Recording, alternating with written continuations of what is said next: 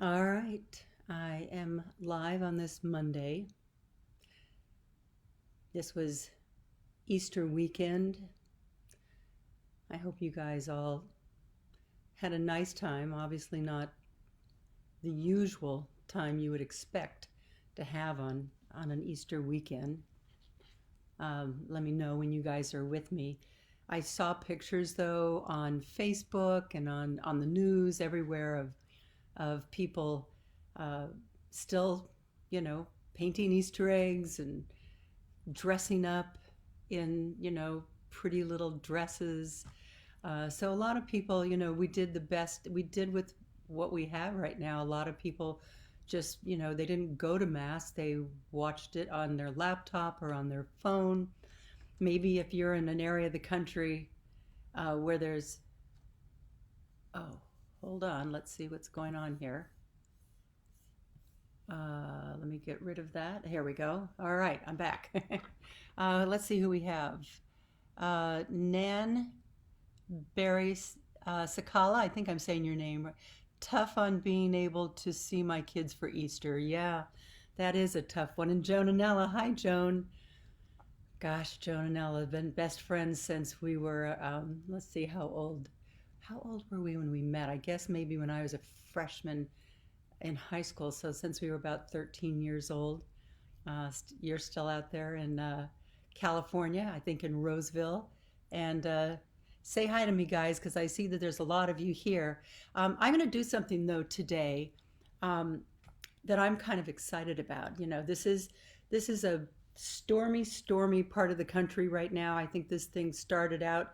It went through the Midwest in a horrible, devastating way. I haven't even really looked at all the news reports this morning, but I remember seeing it last night.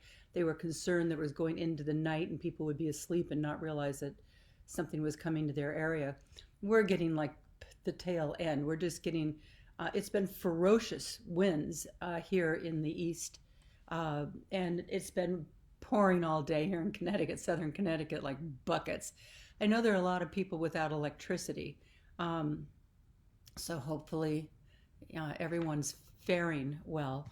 Um, this is what you really call a day with all the rain and wind. I woke up this morning, I heard the torrential rain and the winds. I thought, if there's ever a day for curling up with a book, boy, this is that kind of day. Or a jigsaw puzzle, or maybe you knit or crochet. I know a lot of people have been taking that up and just learning how to do it. I'm not really a knitter or a crocheter, but I've put together so many jigsaw puzzles that it is absurd. Is there an AA for jigsaw puzzles? Because if so, I should join. Um, but I have been enjoying reading. I'm really a voracious reader. You know, a lot of you out there share your book recommendations with me all the time. Well, number one and two on the best New York Times bestseller list have been like battling, like When the Crawdads Sing, which of course is just such a beautifully written book, and a new book out by one of my favorite people, Harlan Coben. It's his 32nd book. He has 70 million books distributed worldwide. They're translated into like 43 languages. It's crazy. My daughter Jamie, who's a huge fan of Harlan's, uh, recommended him that I read one of his books. And I think I started with Tell No One. It might have been that one. But as soon as I read it, I was so completely hooked that I started going back and reading all. I don't even know how many books I've read at this point by Harlan Coben, but he is a master storyteller and a master of suspense. Like these are the kind of books that are like page turners, twists and turns, and just when you think you figured it out, you haven't figured it out. And it's not that often that we get to hear from somebody who actually comes up with all these ideas and how to keep us kind of on the edge of our seats until that one last jaw dropping, ender. So I'm going to be talking with Harlan Coben. I'll call him in just a moment. And if we get time, I know I keep saying this, but one of these days we're going to get time. I will. When I finish with Harlan, I'll just come back to you guys and I will read to you from one of my favorite book titles ever. My Mom is Extremely Nice. My daughter Sarah wrote this when their self-portrait. There we go. Yep, and she did have little curls in her hair. And then, but right now, if you don't have this book and you haven't read this book and you love page turners, this is Harlan's last book. It just came out March 17th. It came out after my book, Shameless Plug Time. I always figure out a way to get a shameless plug. Why Did I Come Into This Room came out March 10th. And then Harlan's came out March 17th. I'll tell you in a minute once I call him how we came to know each other. So it is available, obviously, on all of the, on every online, Amazon, Barnes and Noble, blah, blah, blah, all the same places you can get my book. Okay, so let's call Harlan. Again, this is his 32nd book. Oh, here we have Linda Richmond is saying hi from the windy Montreal. Don't worry, Linda, it's windy here too. And Joanne Agriesto, you also love Harlan Coben? Yeah, me too. Really, really love him. Wendy Frazier, you also love Harlan Coben. You just started Boy from the Woods. You'll never guess how it ends. And don't read the ending first. Frank Aramo, you miss me on GMA. Anna Mae Foley, you love my hair. You guys have watched me go from my post-chemo hair, the all stand-up kind of spiky hair, back to my old Joan Lunden hair that you all watched, that you all saw me wearing for a gazillion years on GMA, because I don't have a hair cutter or a hairdresser. You're also watching my roots grow out. But all right, so we're going to, and you can ask questions, okay? It's hard for me to see them all, but I've got people from my office that are going to give me if there's any question that you have that I somehow have missed from Harlan. So let's see if we'll call him on FaceTime. Hey, Harlan. Hey, how are you? I am terrific. All right, I was so excited to come and meet you at the premiere of Stranger. Finally, after all this time getting to meet you in person, and now I'm going to let all of my viewers here on Facebook meet Harlan. Whoops, let me get this just right so I'm putting it in the right How are you place. today? All right, so they can't actually talk back to us, but they can send us messages. So, Beautiful. so when I finished my very first book, and I think it was Tell No One, if I remember correctly, I can't. And my daughter Jamie, who's a huge fan of yours, That she's girl was raised right, by the way, just yes, so you know. right. She has good taste, doesn't she? Yeah. So she's the one that said you've got it because she knows what a voracious reader I am. And so I read it and I loved it so much that I immediately went on Twitter and said, "Oh my God, I love this Harlan Coben and his new book." And I saw a message come up right after that. And the message said, "Is this the real Joan Lunden?" Yeah. And I tweeted you right back and said, "Is this the real Harlan Coben?" And thus kind of a friendship from afar ensued. And I consider myself unbelievably lucky to be on your list, that when you come out with your books about 6 months ahead of time, we have not the real book, but a galley. Yeah. And you always send me the galleys, and I consider myself extremely lucky. I read them the second I get them, and then I try not to gloat with my friends that I got to read it. That's so nice. Thank you. 32 books. You basically come out with one a year. In fact, if you Yeah. string it out over how long, the average might even be more than one a year. So It's 32 books in 30 years. It's so there you slightly go. more, yeah. So okay. How do you do that? Like, you must be unbelievably organized. When I think I heard you say in an interview once, you start writing in, like, I don't know, September, October. You have somewhat of a schedule. It's not a great schedule, but the thing is, you have to remember, it's all I do. I have no other marketable skill. I'm not. I could, you know, if I didn't do this, I have no other job. I'm not organized. My brain is scattered. I'm very forgetful. If you can see my desk now, it's a total mess. The only thing I have a skill in is telling these stories. So I do it. I work on it all the time. It's sort of my hobby too, because a lot of people have a hobby like painting or whatever, where they're being creative. Whenever I'm not writing, there's always a guilty voice in my head saying, you know, you Oh. should be writing. And it is creative, so why would I get another hobby to take the place? So I really do live with it all the time. Well, I would say that probably I would substitute for the word hobby passion Yeah, to but it be has able. to be. You have to love it. I mean, really, you know, the book. You know, for me, this is the book doesn't. You know, the book. When I finish writing the book, it's not a book. It's not a book until you read it. A writer without a Oh. reader is a man who's clapping with one hand. Oh my gosh. You know, you are the other hand. So if I write a book and no one reads it, it's like if Berkeley's trees falling in the woods and no one hears it. If Yep. I write a book Yep. and no one reads it, I don't exist as a writer. But Wow. as you read it, you and I get to have a one-on-one relationship, and Wild and Hester and all the people are different Yep. in your head Yep. than everybody else's. How cool is that? I mean, how cool is that to still have that moment? That's the thing that still jazzes me. You know, You that know, still excites me after all I these think that years. anybody who reads books always wonders about this. How much do you know about the book when you start it? Well, the thing is, first of all, if you ask 10 writers their opinion on this, you'll get 11 different answers. Oh, But okay. I know the beginning and I know the ending. I Wait, you know compared the the end? driving from my home where I am right now in New Jersey across the country to LA, where the ending is. I may take Route 80 and may go via the Suez Canal or stop in Tokyo, but I always end up in LA, and that helps me. I always know how I'm going to fool you. That last page twist, I know before I start. Wow, and it never changes? Very rarely.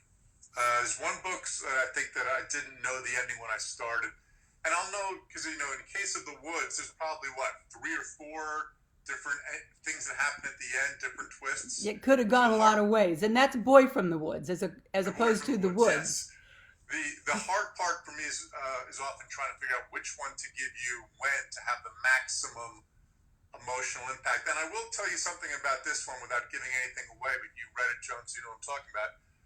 Even though I thought I knew it was going to happen on the very, very last page, the very, very last paragraph, I wasn't sure what decision Wilde would make until I actually wrote it. I thought he was going to make the decision he made, but I wasn't sure. I was torturing Wow. myself. I said, you know what? Let's just write it and see what he does. It's interesting because as I hear you speak, I hear you saying that these are actual people, like almost people you know, right? Yeah. Because Well, in when some ways I it is. have the ability as a reader, not everybody does. I so engage in the story that I literally feel, if it's a well written book, that I feel like I'm there. I feel like these people are my friends. I feel like I come to know them. I'm disappointed when they make a bad mistake. Like I really invest myself in a story. I'm the same way if I go to a movie theater and watch a movie. Right. You're the perfect kind of audience. But Yeah, that's what I want to create, especially now when we're all yeah. staying at home or whatever. The fact that you can kind of disappear into a story, and when people write me, I just for 2 days I just did nothing but read this book or watch this show. I was really able to disappear. That's about as flattering a thing as somebody can tell you. But yeah, the key is the character. Yeah, Wild and Hester and whatever else, they have to be real. yeah. They have to be someone you want to spend time with. They don't have to be nice. They don't have to be necessarily even good, but they got to be real.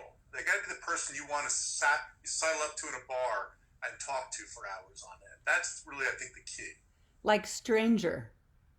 Like the stranger Stranger, does. yeah, a stranger coming up and sidling up next to you at the bar. In Stranger. that case, run.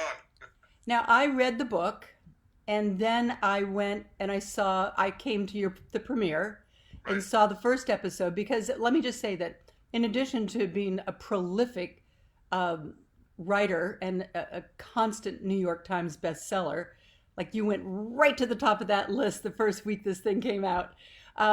And then now you have this multi uh, show deal with Netflix, and you are turning these books into these 8 episode series, which, by the way, are phenomenal. And Thank you. anybody at home, if you don't know what to do, because you don't know what to do with your time, boy, go to Netflix and look Yes. up. Let me see the 3 that are on Netflix: Stranger, um, Safe, Yep. and the 5. Right? And the 5. Yep. In I America, loved I all those loved 3 all are. of Yes. them, Yep. but what I noticed with the Strangers, I read the book, and the stranger was a guy, Yep. but See, in the I actually, series, it's a female. yes. I like to make changes when I do adaptations. I moved the story to England. I had Tell No One was a French movie. To me, it's almost like that, like I'm a musician, right? And the singer, songwriter, and original performer of this song. And now other people are going to do covers of it, and I don't want them to do a cover just imitating me. I want something unusual and something different. And in this case, I able to cover myself, but I thought just visually it would be much cooler. And when I met Hannah, who plays Joan Coben, who plays the stranger, it just came to life. We actually auditioned a bunch of men for that role, and I remember turning to my producing partner saying, "It's just not working. Wow. That dynamic is just not working. We need somebody really cool who just can kind of walk in there and dominate the room." And Hannah was that person. So I like making changes, and I think it makes the series stronger. Because one thing is a visual, and one thing is a book. A book is a book, and a TV series is a TV series. They're very, very different. One's much more visual. One I can really get into the character's head, do different things with. So they should be different. They should be different, and I'm very open to that with all of the adaptations that I've been making. And a lot of your books take place in New Jersey. I mean, I know you live in New Jersey, but Yeah. it is also kind of that anywhere America kind of place. But I guess you have a production deal over in Britain. Is that why they take place? Well, some of them. The next one actually that comes out will be believe it or not, it's in Polish. We made it in Poland. It'll be subtitled or dubbed here, so it won't be an issue for people to watch it. Which is where really a lot of exciting TV and movies are happening in foreign countries. Parasite being the big example everybody kind of knows right now. Yeah. And it's a beautiful series. They did a great job. So my deal with Netflix, I think mostly what they're interested in is to make them international shows that we see here. All the Netflix shows, they press one button, Joan. It's amazing. They press one button on the day it comes out, and all 8 episodes, or 6 episodes, or however many it is, all of them go to 190 countries at the same time. Whoa. Yeah, 190 countries at the same time. So even though I think it's great for us, because if you haven't checked out some of the foreign series that are on, people watch Dark or Money Heist or Call My Agent. There's a lot of really good. Some of the best stuff is being made overseas. So I have one being made, just finished being made in Poland, and The Innocent we were almost done filming in Spain, in Barcelona. We were filming. So I'm going to continue to do that, and I think it makes it fresher and really more unique, and I get great talent over there that are anxious to show their wares to Americans. So it's been really fun. And you're not only writing a book a year, you're also now doing these TV series and films at the same time. What do? Divide yourself up? Usually what's interesting with a TV series, with modern technology, they send me, like it usually films in Europe, let's say, they send me what they do every day by email. So I can watch what they call the rushes or the dailies pretty much every day, every morning when I wake up, they're here. So I kind of start with that. I do that in the morning. I watch them for an hour or two. I speak to my team over there. And then by 10:30 or 11, I'll start turning toward the book. And I'll kind of be a little anxious to get to the book because it's just been sitting here next to me. And now it's time to get to it. So what I found actually is that they kind of complement each other. I'm an introvert. I'm a socially adept introvert. You're an introvert, really? Yeah. Well, if you've written 32 books, that's a lot of time alone in a room. That's true. Yeah. That's a lot of time alone in a room. So what happens is I'm alone in the room, and then they let me out to go on set or whatever else, and then I'm there for 3 or 4 days, and I lose my mind, and I can't wait to get back alone in the room. So they kind of are feeding off each other, and my book writing has not slowed down at all. But from you're that. keeping a lot of stories in your head. I always wonder because you use a lot of these. I don't. I guess they're called parallel stories, for lack of a better Yep. phrase, that are going on in a book.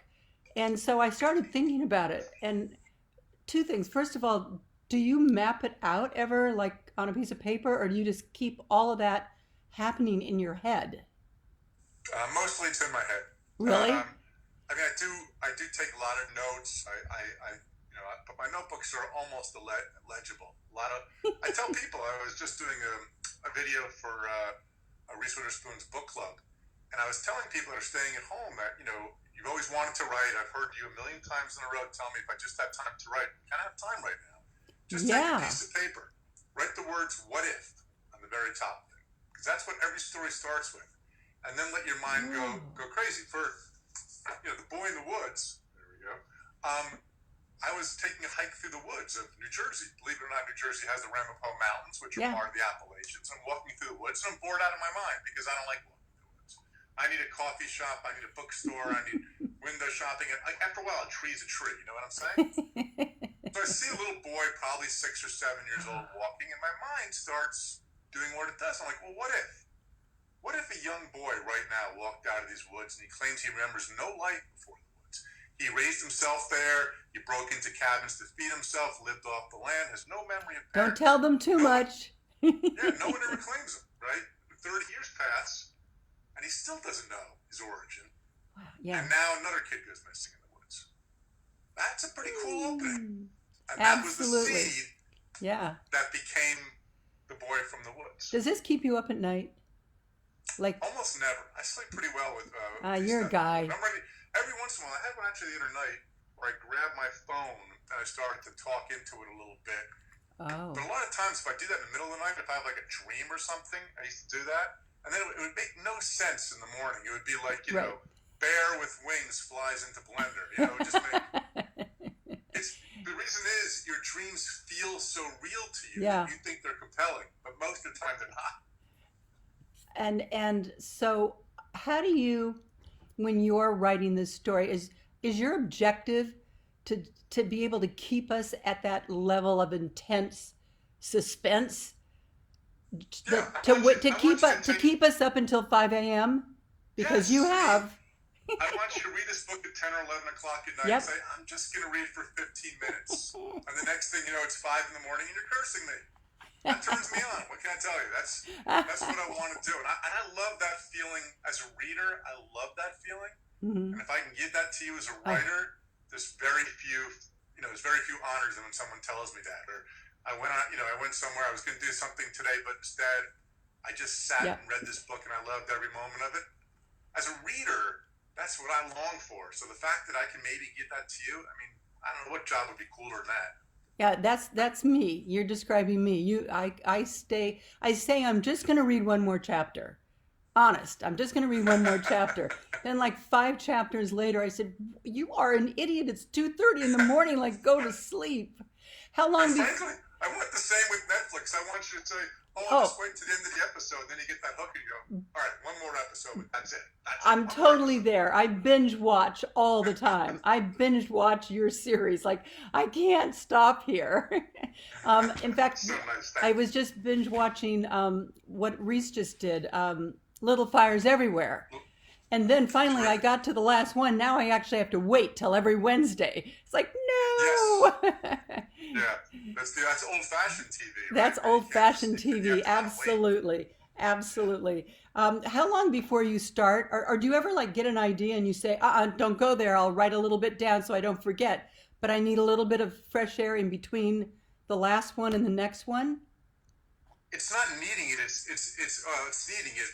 So it's like you're a boxer, right? And you just won 12 rounds. And after the fight, you can't even lift your arms up. You're just so exhausted. And then so you can't even move. And then a couple weeks later, all of a sudden, start to get your strength back. So normally, when I finish a book, I am the emptiest vessel ever. I couldn't even if Oh, I wanted to. So it kind of controls me. It's not like I can have an idea then, but if I do, that means I'm energetic enough to start working on it. There's never an idea I go, wow, this is brilliant. This is going to be great. I'm just going to put it away for a while. Nah, I get Yeah. jazzed when I get that Yeah. moment. When I realized this boy from the woods was not more than just a silly idea. It was starting to come to life for me and become a story. That's when you just go. We have a few questions. Well, Nan Sakala says Harlan is such an incredible wordsmith. Marion Thank you, wants to know, ask Harlan, did he grow up in Livingston? I did. Livingston, New Jersey, right outside of Newark. I was born in Newark and grew up in Livingston. Correct All answer. right. And do you keep in touch with the Lebetkins from Livingston? You mention them in your books, such as Rona. Do you put friends of yours? Rona in years. She was my mom's friend, But do you put people Rona's that kids? Yes. So people you know? I still keep in touch with. Yes. Wow. Again, we're getting deep cut questions here. Yeah. Sharon Hardaway wants to know what made you choose to write these kinds of books rather than biographies or comedies. I'm glad you chose this kind. I don't know. I don't want to sound defensive. I never liked the term sort of genre or whatever else. I've always just wanted to tell the best story I can. Yeah. And the best stories for me have always been suspenseful and with crimes in them. And if you think about it, if I asked you to name your top 5 books that are 100 years old, all will have a crime. Shakespeare, Dostoevsky, Oscar Wilde, Dumas, Hugo. They're all crime novels if you sort of stop and think about it. So that's always what's compelled me. I have no interest in writing nonfiction. I've done a couple of essays, but I'm not a nonfiction guy. I got to be telling you the story, and I got to have the room to just make stuff up. A lot of times that's the answer when people ask me complicated questions. Like, I just make it up. This is what I do. Yeah, so but that wouldn't really interest me. And I hope there's a lot of humor in these books. Oh, yeah, there is. Yeah. But there's also big life questions. Like in Runaway, you really pose that question to us. How, or maybe you don't pose it to us, but we get it from the story. What would we do? How far would we go to protect our child? Which is like a huge question. Well, I hope we do all of those sort of things. The difference is I'm hoping to also tell you a story. I don't want you to get lost in what a great genius I am. Here's my philosophy on life. I'm telling you a story which is the oldest way and the most compelling way of discerning information. So I'm hoping that works for you. So Good two more question. things. Jill Silitro, she wants to know, because she's going to be new to you, which book should she start with? Joan, you tell her better than I. I'm the worst judge of these sort of That's things. like asking which one of your children do you like best, isn't it? They all annoy me. I mean, I started with Tell No One, which was not his first book. Tell No One's a very common answer. Tell No One's Yeah, and then I went back. It's 20 years old now, but it's a very common answer. Yeah, but I started somewhere is but what I did.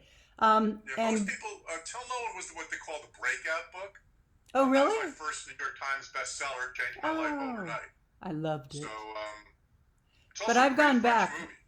French movie. Joanne Agriesto says to tell you that your books got her through her chemo treatment. Isn't that nice to hear? Isn't that great to hear? How do you top that kind of a thing? Thank you so much for telling me that. That's so nice of you. I hope you're doing well. I hope she is really do. too. I hope you're doing super well. Well, whatever. Let me help you with that. What better Happy place? To keep you company. What better place to end? You keep a lot of us company, Harlan. Thank you. At all hours of the night, you do. And thanks. I really was excited to share you and let everybody who comes here get to know you better. His books are unbelievable. Again, this is the latest one, just out. Came out March 17th. You can order it off every site you could possibly order it off. All right, Harlan, thank you so much. Thank you, Joan. Thanks, everybody. It's really great talking to everybody. Thank you. All right, bye-bye. Wow, what a great guy. He really is. He's just a cool guy. How long have I been on? 128. So shall I just go ahead and, if you'll indulge me for another 4 minutes? We really should read a little something, don't you think, from My Mom is Extremely Nice? All right. My Mom is Extremely Nice by Sarah. My mom goes all around the world. This was obviously written during my Good Morning America days. She is on a talk TV show. She schedules all my play dates. She likes to drive us around wherever we need to go. She likes to write letters. She likes to help my sisters and also to work in her office. My mom goes on her treadmill.